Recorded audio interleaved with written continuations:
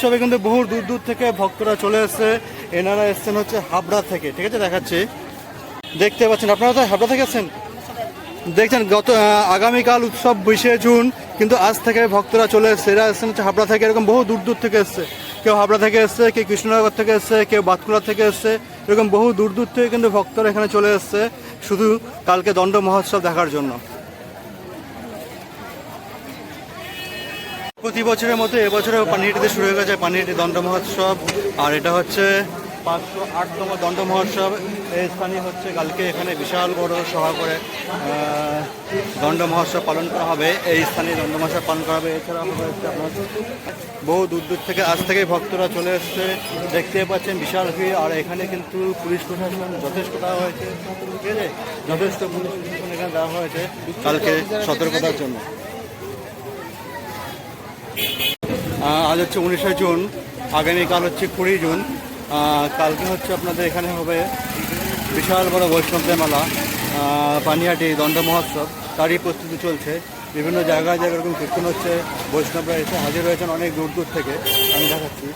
আর সামনে রয়েছে হচ্ছে ইস্কনের মন্দির, পানিহাটি ইস্কনের মন্দির। সেখানেও একটি সভা করা হয়েছে, সেখানেও এখন কীর্তন চলছে। আজ হচ্ছে সেখানে কীর্তন মেলা, ঠিক আছে।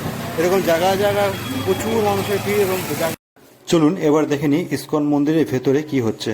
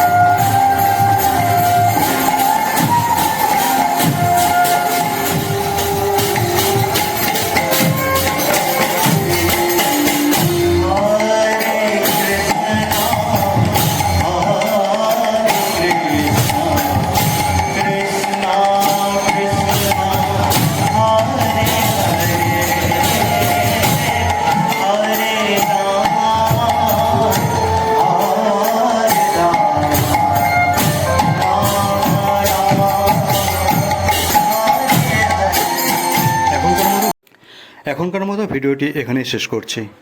এর পরের ভিডিওতে থাকবে হচ্ছে এই দণ্ড মহা উৎসবে কী কী হলো সেই সব নিয়ে একটি ভিডিও করব, সেগুলো আপনাদেরকে দেখাবো। তাহলে আর হ্যাঁ, ভিডিও ভালো লাগলে অবশ্যই লাইক, শেয়ার ও কমেন্ট করে দেবেন। আর চ্যানেলে নতুন হলে একটি সাবস্ক্রাইবও করে দেবেন, ঠিক আছে। Thank you.